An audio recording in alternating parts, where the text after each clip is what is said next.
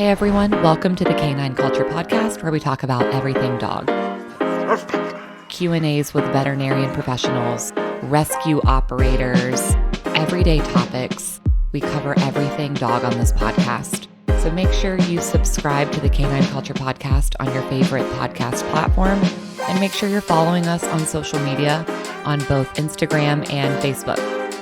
Thanks again for listening. Now here's that next episode. Hey everyone, welcome to the Canine Culture Podcast. This is your host, Brittany, and we are joined today by Ryann. She is the owner of ModernDog. So welcome to the episode, Ryann. Thanks for having me. I'm excited to be here. So tell everyone a little bit about about yourself and what you do. Yeah, so my name is Ryann Cantrell, and I am owner and operator of ModernDog, which is a training company in Jacksonville, Florida. We specialize in just pet obedience. Basically really helping humans and dogs work together and to build better relationships. How did you get into dog training? Was there something that kind of sparked that for you? Yeah, absolutely. So always loved animals, always loved to rescue animals, spent a little bit of time as a kid on a farm, a Morgan farm up in New Jersey, and just could never get enough animals, right? Mm-hmm. As I got older, I started volunteering more and more at the shelters. And when I was still in corporate America, I'd spend all of my off days at the shelter. And that was usually, honestly, just cleaning runs. Our city shelter has usually 80 filled publicly facing runs, and they're always understaffed. Yeah. Anything you can do to keep the animals clean and happy. Okay. And that evolved very, very quickly into working with behaviorists and the behavior cases, so the unadoptable dogs at the shelter. Yeah. Just trying to get them more comfortable, stuff like Right. my little buddy Odin here day in and day out, right? And that turned into fostering. And so I eventually bit off more than I could chew with an aggressive foster and ran into some barriers with support and sought some mentors and really have an amazing team of mentors around me and just gradually learned more and more until I was able to kind of branch out and say, hey, like, this is all I want to do. Yeah. That's awesome. Thank you. And I love that you've worked with the behavioral cases. I don't think people understand how difficult they can be. Yeah. It's difficult is an understatement. Right. There's we put our heart and soul into them, and sometimes the emotion in the behavioral cases can be just as hard as actually the solution. Mm-hmm. Yeah, absolutely. So let's kind of talk about ModernDog. I know we're going to get into the nuts and bolts of like potty training and crate training. That's our focus today. But ModernDog, so you have private training, board and train, Yep. and then kind of falls within this, but like puppy training. Yeah, absolutely. And so to your point, the puppy training is definitely its own concepts. But it's umbrellaed beneath both your private lessons and your board and train. Mm-hmm. And so when I began training independently, I really wanted to be able to meet clients where they are. Mm-hmm. So many of the issues that we encounter with our animals are built within the environment. Right. And so being able to address unique dynamics within unique locations became really pivotal in everything that I was doing at the time. And so I really work to foster more private lessons with my clients. Mm-hmm. I do board and trains. Okay. I do an in-home style board and train, and we do a maximum of 4 dogs per month. Mm-hmm. And so it keeps it really intimate and gives me an awesome relationship with all my clients. But for me, the part that I enjoy the most is absolutely the private lessons. Mm-hmm. That's where you get to really see things click for the owners. And I tell them all the time, hey, this is the fun part of private lessons. You're doing the work. Like, right. I'm training you to train your dog, Mm-hmm. and I'm going to teach you how to put my thinking cap on and think from your dog's perspective. And so when you're able to kind of help them align that true canine empathy to their own dogs, you just see relationships flourish. That's awesome. And kind of what you were speaking on, a lot of dog training is training the human. Like, we've got our own styles and habits and things we do we don't even know about. And our behavior, our stress, our anxiety everything influences our dogs, even our actions that we don't even know we're taking, things we're saying, habits and different patterns that we repeat. So I think that's one of the big things that we've learned rescuing dogs. And, we had never worked with dog trainers before. We had never really had to train dogs. We've only ever had like one or two and just kind of just handled it. But now that we've got more and more dogs, and most of them have had a little bit of a background, if you will, I've been having to learn a little bit more about even myself, Yeah, absolutely. We're all creatures of habits, right? Ourselves and our dogs. And I think that more often than not, we tend to function on a little bit of an autopilot. Yeah. And just respond in the way that we've either been taught or conditioned to, just like our dogs. But I think what we don't think through as owners, pet parents, canine advocates, trainers, whatever you want to call it, trainers more so. But every move that we make, every action that your dog sees is training, right? Right. It's preparing their pattern learners. They're looking for what that next step is going to be, and they're getting prepared. So I think, like, to your point, absolutely, I spend more time training the owners than I do the dogs most of the time. And it's that's again where you see bond. Right.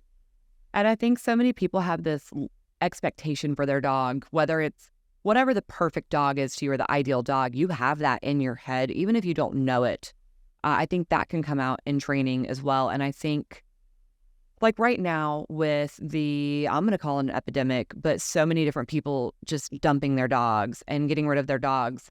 So many people got dogs during COVID and had this just like level of expectation that either they'd be trained or they'd be XYZ, whatever it might be. And so I think training is also breaking a little bit of that stigma. There's no one good dog. There's not one model of a dog. Every dog is different. And then according to your lifestyle, I mean, maybe you want an active dog. Maybe you want a dog that sleeps all the time. Like, it's so different. And just like people, dogs are very, very different. Oh, yeah. I think that, the longer I'm in the industry, the more I tend to bank on genetics. It's really, really important to me. One of the biggest points that I'll stress with all of my clients is making sure that they understand what their dog was bred for. Right. And understanding their drive. Understanding the drive, understanding what that dog's focus is. And if you understand what the focus is, then you understand what the motivation is. Right. Right. And so if you have an understanding of why your dog is acting the way that they are, that gives you a level of ability that most pet owners don't have. That can help you better reach your dog. Yeah.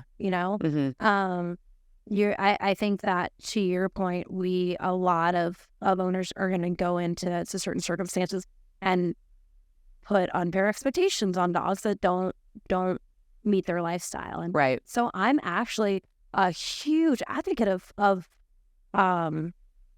responsibly rehoming animals. I feel like that animal just doesn't fit your lifestyle, because if you're not happy, your dog probably isn't either. Right. And so by no means am I suggesting anybody just, give up on their dog. But I think there are certain circumstances where it's like, yeah, we can find a home where this dog will thrive, even if that's not with you. Right. And that's okay. Yeah. Right. But I think that having that foundation and understanding of who your dog is so important. Right. Yeah. So one of the big topics that I wanted to talk about is potty training, because we all take it for granted. I take it for granted. I hadn't potty trained a dog in 13 years. I am struggling. Mentally, physically, emotionally struggling. And so there's so many different ways we could take this. Where do you start with potty training, or where do you tell people to start? So I tell people to start with all of the tools and the structure that they can. So I want you guys to always walk into any potty training and housebreaking scenario understanding that you're going to be super intensive and super micromanaging for a short period of time. And as a reward for that very intensive time that you take, you get to be really lax down the road. Right? And so what that typically looks like is, let's say that we're starting with a puppy, right? Because a puppy is going to be the hardest because they have very little ability to control the bladder. Ideally, if you have a rescue or you have a dog that's older, they have some bladder memory. Right. Whereas as your puppies, they're not going to have it. I want us on top of our puppies like we would an infant. And so I want to set them up for success. Right. And so what that looks like is essentially using your tools to create a structure of not just, of essentially, you'll recognize this term, time, place, space. Right? That is what housebreaking comes down to. And so I'm also a huge fan of regulating their water. I think that is a big place where people miss. Yeah. It's just free access. Yeah. And that's what we do. And now that you're saying that out loud, the dog that you're holding gets to drink all day. And he does. He drinks whole entire bowls of water. And so it seems like common sense. If I am about to go on a road trip, I'm not going to have 32 ounces of water, 64 ounces of water, whatever it might be. And here I am expecting my dog to meet my expectations, but I'm like, oh, you want 6 gallons of water today? No worries. It's all yours. So I never thought about regulating water. So even that, it's like, wow, that's common sense, but have we thought about it? Correct. And so I think that, to your point, we work really hard to love our dogs. Yes. I never, ever talk about loving my dogs or loving my clients, loving their dogs in our lessons, because like, I don't have to teach you how to do that. Right. Right. Yeah. Sometimes I have to teach people tough love. Right. Which is, my goddaughter doesn't get access to candy all day long. Right. Why? Because she'd eat it all. Yeah. Right. Yeah. So again, who's going to drink that 6 gallons? Mm-hmm. So I'm a really, really big advocate of making sure that in that time, place, and manner, you're implementing the access. And so I always want us to have a time structure, a location structure, and a behavior. Okay. So when we're looking at like having the proper expectations of our puppy, and when they need to use the bathroom, the rule of thumb for most dog trainers is a really simple equation of X months plus 2 hours.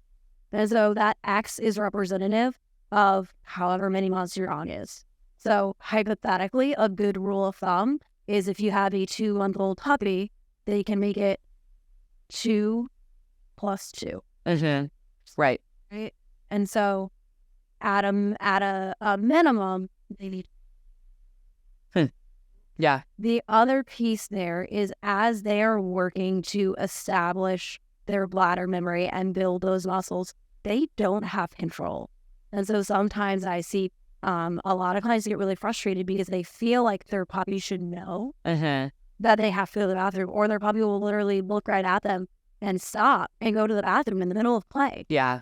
And the concept there is that the puppy doesn't. He's excited. He's not thinking about what his bladder is doing. He's playing. Right. If he stops for 5 seconds, guess what? He had to go, but by that time, it's 2. Yeah. Right? And so within that time, the manner component is really important. And that manner is the thought process of anytime my puppy has what I call like a brain shift. So just like you shift the gears in your car, if they shift from sleeping to awake, they have to go. Right. If they shift from sleeping to play, they have to go potty. If they shift from playing to just existing, they have to potty. Yeah. Anytime there's a major attention shift, give them the opportunity. And so the place in your time, place, and manner is where are they going? Right. And where are they not going? Right? And so I'm a really, really big proponent of, especially puppies, the first couple of days that they're in a new place, they go to the bathroom in the exact same spot. I'm going to walk outside. I'm going to keep my puppy on leash the entire time. I'm going to ask them to go potty. And then I'm really not going to engage with them at all. Once they go, party. Oh my gosh. Best day ever. I can't believe you just did that. Let's broken Betty in the hand. Dance. Let's bring a DJ in. I don't care. Whatever makes them go, how do I get mom to do that again? Yeah. Right? Right. And so if you're giving them the opportunity to go consistently, and they are understanding every time I go, we come to this place, this is what I do. Right? You're gonna fix most of it. Right. the biggest pitfall in that whole concept is too frequently. I was just going to ask, can you do it too frequently? Because as you're speaking to this concept, what I found myself doing is, well, let him out every like hour or 2 hours and that'll fix it. However, that hasn't changed anything at all. Literally. And so I think that's something that I have been doing incorrectly, is too frequent, you know? So it can be too frequent. Mm-hmm. I think the biggest part is making sure that when we're letting him out, especially so this guy here who's about a year old, right? We're a lot of times just walking in the back door and letting him go. Mm-hmm. And so I like to see more intent behind it. Mm-hmm. I like to walk on a leash, take outside, and make him go. How long would you wait? I mean, let's say you've been out there for 20 minutes and he hasn't gone. Would you come back in and hang it up? So I have an awesome little puppy named Badger. Uh-huh. He is a French Bulldog, Boston Terrier mix. And he is just really, really, really anti-cold weather. Uh-huh. And so I've had Badger for about a year. So this time last year, I stood outside with him for 45 minutes until he finally pottied. That is obscene. Yeah. That is not something that realistically we should ever have to do. Mm-hmm. Badger was 3.5 months old. Badger struggled with housebreaking in the beginning, and this was our first night home. He was very upset about the cold, and he was very angry to be outside. If I was one of my clients, I would have given up on him. Mm-hmm. But the next time that we went out there, guess how long it took him? Like 5 minutes, 10 minutes? 2. Really? He figured out as soon as I went potty, I got to go back inside in the warm. Mm-hmm. Right? And so he was very quick to connect the dots in that purpose. But I say all that to illustrate, like, if you make it very clear to them what you're outside to do, they'll do it very quick. Especially dogs that have a desire to be doing anything else. Right. Can you over potty them? Absolutely. I would do it less of an actual hour by hour scenario and more of, it's been 4 hours, right? Or, man, he just had a major mental shift. Uh-huh. The other piece for puppies or anybody learning to potentially control their bladder is almost immediately after they drink water. Right. Just go straight there and be intentional about it. Mm-hmm. There is absolutely no shame in taking your dog outside on a leash in the backyard. I would encourage it. Because especially any dog that gets excited about a squirrel or a butterfly, they can be right there about to go. And that happens. Right. Their brain just forgets. Yeah. You know? Yeah. I think with him, so talking specifically about Odin, he hates being on leash. And so when we go outside, he just shakes and he's scared. And so we stopped leashing him because we're like, are we creating more trauma around potty time? Are we doing this wrong? And so I think that's like a hiccup that we kind of ran into with him because we tried to make it intentional. And I don't think we've ever waited more than 10 minutes. But it was like, okay, he's been stressed out for 10 minutes. We've been standing here. Now what, you know? And so I think that's a pitfall that we kind of found ourselves in. And so we stopped doing the leash. Well, I think it's really important in that scenario to know your dog, right? And so if what you're identifying here is like, hey, I'm trying to take my dog out to accomplish something, but we're unable to hit our goal because of an additional stressor, then I would absolutely either address that stressor, so teach him how to like the leash. Right. We can talk about later, but we can fix that really quick. Or B, find another way to minimize his distraction that isn't going to create that stress strain. Right. Because I think for you and Nick, it probably became like, well, it's just something we need to address. But like, actually, I just need him housebroken right now. Right. And so there's always going to be that conversation of like, what is the priority behavior here? So aside from some of the pitfalls we've already talked about, is there like a number one mistake you see people make with potty training? Absolutely. Too much too soon. Okay. And so too much freedom, too much access to. So when I say use your tools, I'm a huge advocate of kennel and I'm a huge advocate of leash in the house. And I think that when you say it to a client, when you say, hey, I'm going to have you keep your puppy on a leash while you're in the house, it becomes, right. Oh my gosh, that is crazy. My dog can't go anywhere. They have no freedom. Like, what is happening? And it's actually very simple. And I have every client come back to me and be like, you're right, it fixed it. Right? And so the biggest thing is I never want to see people punish their dogs for accidents in the house unless you're looking at your dog having an accident. right? Right. More often than not, it's going to be a behavior interruption. It's not going to be a punishment. Right. And so if he's on leash and he's with you the entire time, if he goes out in an accident, what are you going to do? Pull him away. So interrupt him. Yeah. Right? And then what are you going to do? Go outside. You're going to go outside. Yeah. And so what's he going to learn? To potty outside. Potty outside. Yeah. Right. And so it usually goes pretty quick. You have dogs. I mentioned Badger. He's kind of a little punk. Right? So he's a year old now, and we still have occasional time periods where I put him back on leash a little bit, and he goes, "You're right. I was getting too big for my britches." Right? And so you've got to know for your dog when they start telling you, "I'm going outside," or "I need to go outside," they're learning. Right. And so I think actually the biggest mistake that I see people make is too much too soon. And the number one question is, how do I get him to tell me that he has to go? Right. Well, the biggest thing is him recognizing that he has to go. Yeah. Right. And so I watch my friends' children all the time at 4 years old, all of a sudden go, "Oh, Mom, I really have to go right this second." Yeah. Realizing you. So I think it's important that we recognize, like, a puppy's, that takes some mental self-awareness. Right. And so if we don't put that on even like our younger kids, are we going to put that on a puppy?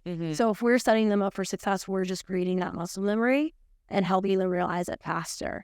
So I challenge my clients to be more aware of when their dog should have to go versus waiting for their dog to tell them. Right. And then by eliminating that freedom of just free reign of the house, have them have a designated area, right? If you can't, if you don't want to keep them on leash with you for any reason, there are lots of different dynamics out there. Have a smaller area away. Let them earn each new room in the house. Right. Until you know that you can trust them. I think you mentioned earlier, like you know where he will sneak away to pee. Yeah. Right? Right. So prevent him from even being able to learn to do it. And so when we have dogs that are coming into new environments, there's a concept of showing them where to go to the bathroom. And then there's a concept of preventing them from learning that they can go in places we don't want them to. Right. So you said too much freedom too fast. And when he first came to our house, it was a free-for-all. Every room, every bed, couch, chair, everything was his. We just gave him free reign. And a lot of that, and I'm guilty of this, so this kind of goes back to that human component. When I have a rescue dog, I'm like, oh, they've been abused, they've been abandoned, I'm going to give them the world. And if you think about that with a child, you know. I love this metaphor. Yeah. You think about that, it's like, how crazy. Yeah. Because you actually know you're doing a disservice to that child by giving them free reign. You're giving them all the candy, all the toys, all the video games. You're enabling. Why would you do that with your dog? But I do it. Yeah. With every rescue dog that I take in. And I feel so guilty when I try to train them, teach them, discipline them, restrict them. I'm like, oh, but they've been abused. But you would not do that with a child. But abuse, right? Mm-hmm. It's such a gross word, but also such a gray word because it is able to be defined so differently. Yeah. For every situation. Right. Right. And so I am absolutely guilty of seeing an abuse scenario as literally just a severely overweight dog. Mm-hmm. Yeah. Right. Right. And that's somebody that, like, I tell my clients all the time, giving your dog food is not loving them. Right. They can't regulate. For a dog, food is currency. Do I have money? Yeah. Do I have enough money? What's enough? Right. Am I able to pay my bills and buy the things I want? Yeah. Would I take more? For sure. Right. That is always going to be your... And same thing, think about with kids too. Some people, their idea of love or treating their child well is like food. Oh, you want McDonald's? Let's get Happy Meals every day. Absolutely. Same thing with dogs. They're like, wow, they actually really like whenever I have, insert whatever the treat is, I always feed them from the table. Or, oh, I give them double their food because they really like it. And it's like that it could be defined as abuse. I do see it as abuse, unfortunately. So I'm going to tell you something that's going to absolutely blow your mind. Dogs like the disciplinarian. I don't know if my dogs do. I promise. So let me break it down for you. Okay. This is not necessarily in realm of potty breaking, but it's also not far from it. There are two types of behaviors when it comes to training.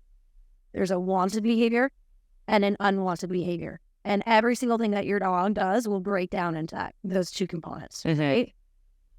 If you are the disciplinarian and you are strict and consistent, you are making it clear every time that behavior is not wanted. And so what that does is in your dog's head, it creates a very clear understanding of what the expectations of them are. Right. So if you have a dog walking into a situation and they're not sure what they're allowed to get away with, they're not sure what's expected of them, they're not sure what they're going to get in trouble for and what they're not, guess what that creates? Stress and anxiety. Right. So if you have somebody that's really confidently telling them, this is what you're going to do, this is what you're not going to do, guess who the dog tends to gravitate to and love more? Yeah, that makes sense. Yeah. It makes sense on so many different levels. Like I could analogize it to work. If you are working for a company, you're not quite sure of your job responsibilities and duties. Sometimes you get in trouble for this, but not this. You're expected to do that, but not that. And there's no clear expectations. You're way more stressed out. You're going to get burnt out. You're going to learn to dislike that job. So again, this sounds like common sense, but we don't always put that into place. I certainly don't. I think it is hard because we want to give our dogs the best life possible. And I think what it really breaks down to, especially for working in rescue, and that's the place in where we forget, right? I was one of the kids growing up in the 90s whose parents divorced when I was very young. Right. And I spent time with my mom and time with my dad, right? Substantially more time with my mom. When I went to my dad's house, it was pretty much a free-for-all. Yeah. It was, cool, what do you want to do today? Chuck E. Cheese, a movie, cheese again, and then we'll go get ices at 7-Eleven and then the beach. Great day, right? And so the difference there is my mom and my dad were both able to look at me and say, hey, this is vacation. This is why you're allowed to do these things, right?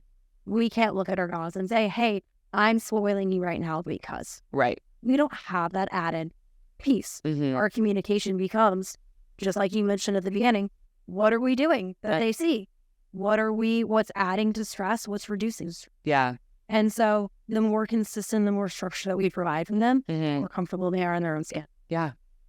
So let's kind of pivot. You and I talked about this very briefly, and I can't wait to hear more. But using the little pee pads, potty pads. I did have a dog in high school. It was kind of like my first dog on my own. And I trained her to use pee pads because I, quite frankly, was never home. And so she would just use those, whatever. And, stopped using them forever. And now with our newest rescue, because he likes to go on different textures, he loves the rugs. Unfortunately, I bought pee pads. I do let him use the pee pads. So is there a time and place for pee pads and or kind of a combo question? Are you doing yourself a disservice whenever you use pee pads and yet you still want them to go outside? So I'm going to answer this with a couple of questions. Yeah. Because I want you to think through it. I want everybody listening to really think through these pieces. I think that's where it becomes the most impactful.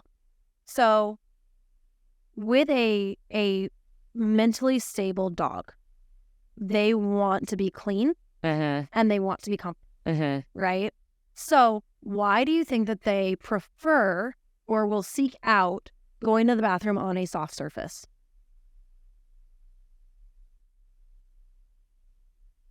I don't know. Why do we diaper children? To absorb. Yeah. Right? So if they're going on a rug versus the hardwood floor, if they're going on the hardwood floor, where's that urine going? Right. It's just sitting there in a puddle. Yeah. Yeah. Or likely they're yellow putting themselves. Right. Yes. They're stepping in it. And correct. Yeah. Yep.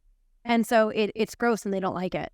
If they're going on a rug, if they're going on something, it's absorbent. It's not sitting there. It's likely the odor may be just reduced a little bit. Yeah. Point, not a large aerated puddle. And now we're going to circle back into what we mentioned before. You have wanted behavior or you have an unwanted behavior, right? So if I'm letting my dog go to the bathroom on a pee pad, but not a rug, what do I have? I have a sometimes wanted behavior. Right. Sometimes it's okay to go in the house. Yeah.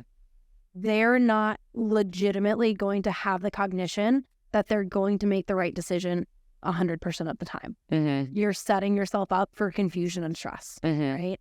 And so I'm a really, really, really strong advocate of get rid of the puppy pads ASAP. Mm-hmm. I think their time and place is when puppies are literally they're lining the whelping box with mom, Right. and they don't have any bladder control. I think sanitation in that scenario becomes key.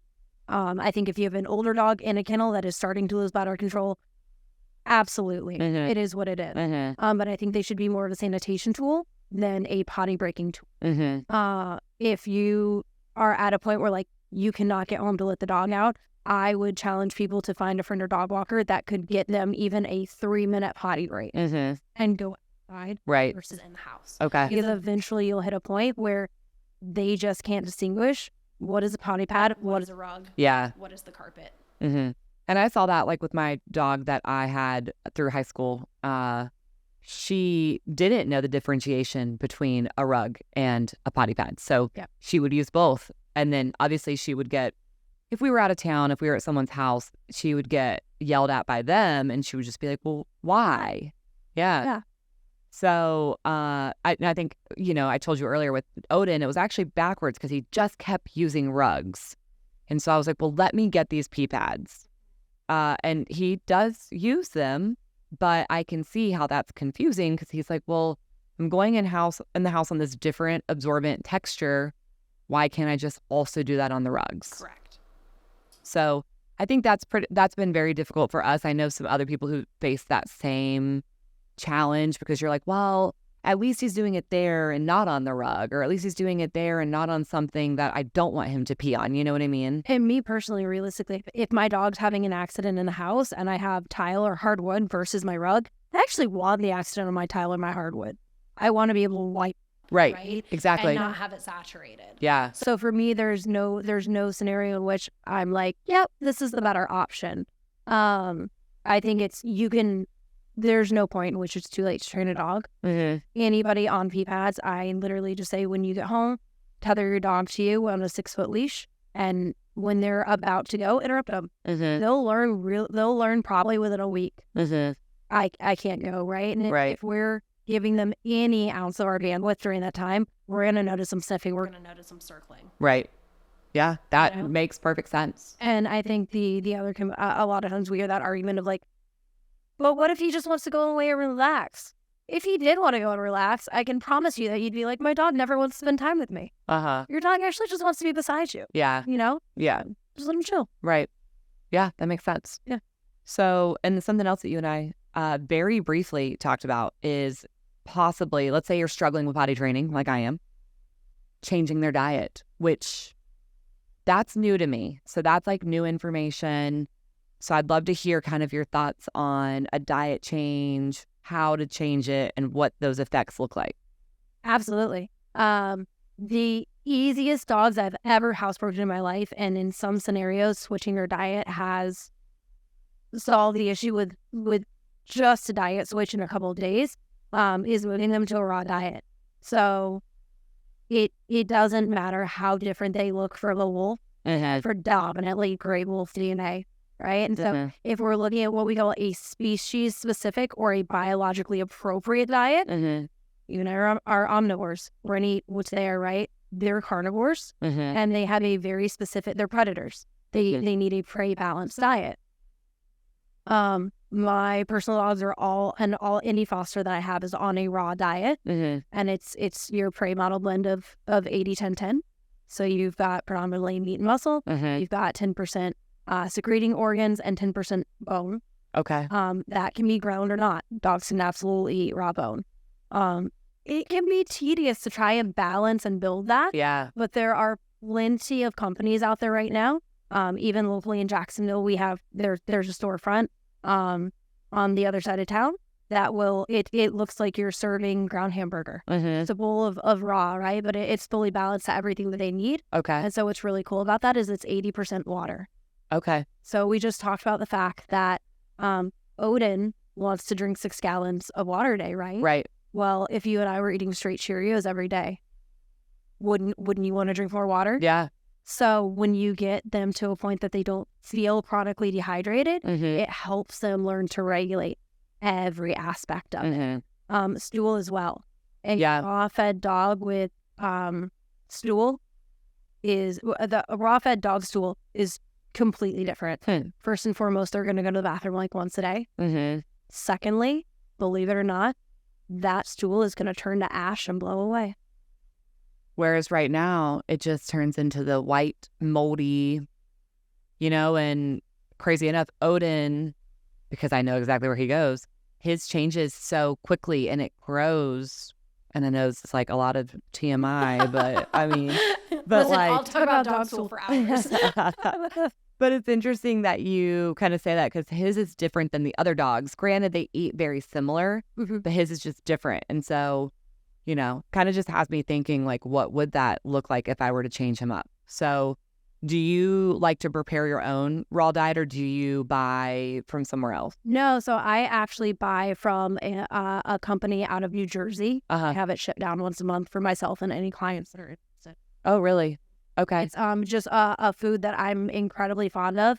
It's actually, it is a little bit pricier. It's actually human grade. We get it down here for $3.50 a pound. Okay. And so it's just, I always make sure my dogs have the best and give anybody that I can access to it as well. But they come in 5-pound tubes. I thaw out a 5-pound tube at a time, which for my dogs is about a day and a half. So I thaw out a tube every other day or so and just measure and feed. Okay. Yep. Yeah, that's interesting. So if anyone's having problems potty training, the idea of a diet change, Absolutely.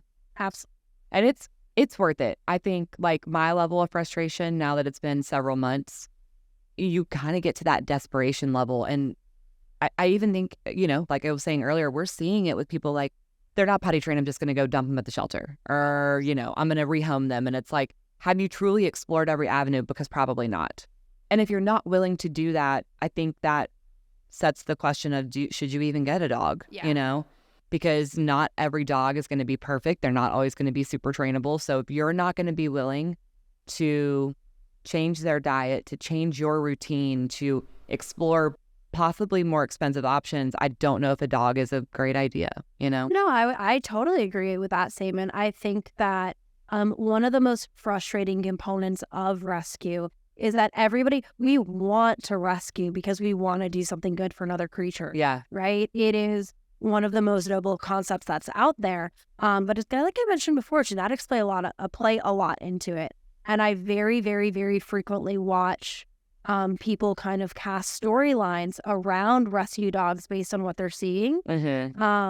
And realistically, if we're gonna look at probably what's happening is dog was probably had a great life before, but the issues that you're having with the dog right now are the same issues that the other family had. Yeah. They didn't know how to address them, couldn't afford to address them, and as a result, took it to the shelter because they thought they were doing the right thing for the dog. Is that always the case? No, there are absolutely dogs that have been through horrible things, but more often than not, when we are rescuing, there's going to be something that needs to be addressed. Yeah.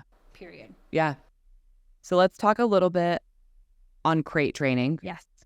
I personally have never followed through and or been consistent with crate training. Okay. And that's terrible. But I can be honest about how much I am at fault. Just like anyone else. There's no one that's perfect. Absolutely. I'm terrible because my dogs run the household. They pretty much have their own credit cards at this point. Like it's chaos here. But so crate training. So why is it important? When to do it? Like what's like A to Z? What do we need to know about crate training? Yeah. So the importance behind it is to eliminate stress in your dog's life. I think that, we talk about like, how are we loving our dogs? We are probably over-enabling them with good things. We never want them to feel bad in their life. Yeah. Right? But by not allowing them to experience a kennel or learn that it's a safe space and a good place to be, what happens when they have to go to the vet unexpectedly and that's not with them right away and we're dropping them off? Where do you think they're going? Yeah. Right? So now they're in this foreign land with all these other smells of stress in the air that you and I don't experience. They're smelling the stress of the other dogs. They're smelling probably animals they've never smelled before in their life. They're smelling chemicals and everything else you do in a vet's office, freaking out. And then they're shoved in this kennel, right? Yeah. I want them to know, okay, cool. I'm in the equivalent of a bed. I'm safe. Yeah. Buckled up. Nobody can mess with me in here. Until whatever happens next, like, I'm chill. So there's a few vets that are probably going to listen to this, and they have worked with Titan. Titan's never been in a crate. And when he goes in one of the vet, whether it's for, a dental or before he goes in or when he wakes up, or there's been scenarios where he's been in a crate, he screams.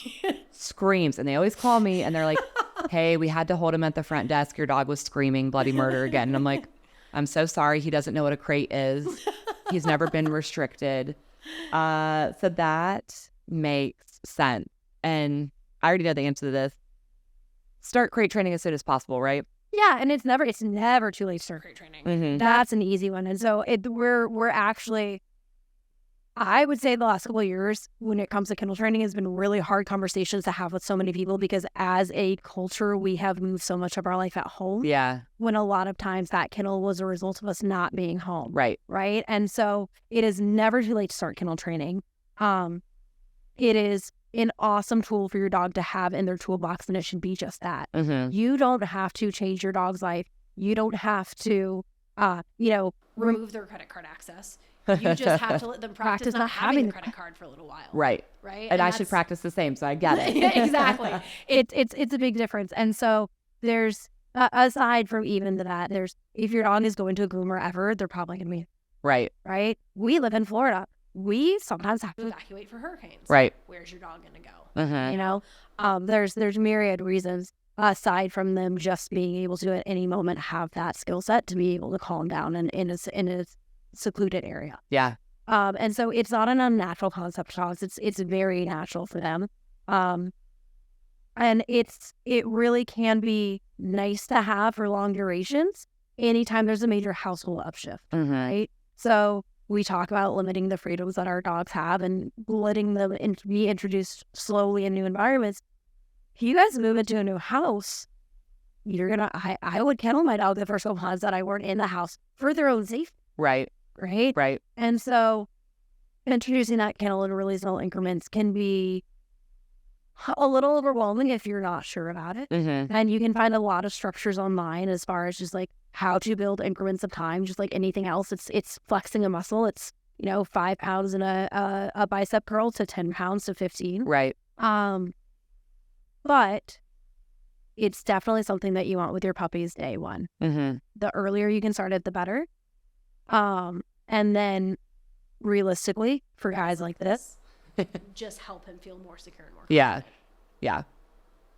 Well, we could probably talk for 10 more hours on dogs, especially mine, but we won't. So thank you so much for joining us, and tell everyone where can they find you if they want to do virtual training. Yeah, so if you guys wanted to do virtual training, you can reach out to me on our website, ModderDogCo.com. That's ModderDogCo.com. Or all one word, best place to get me is Instagram. It's ModernDogPeople. And so you can always send us a message there, and we're happy to help with whatever you and your pets need. Well, thank you so much for being on. Absolutely. Thank you. Thank you for tuning in to the Canine Culture Podcast. Please make sure you subscribe to the Canine Culture Podcast on your favorite podcast platform, and make sure you're following us on social media. If you have any recommendations, any topics that you'd like to hear, if you know of any guests that would be good for the show, or if you yourself want to be a guest, please reach out to us. Send us an email at canineculturepodcast@gmail.com, or send us a direct message on social media. Thank you for listening, and please share this with any of your dog-loving friends.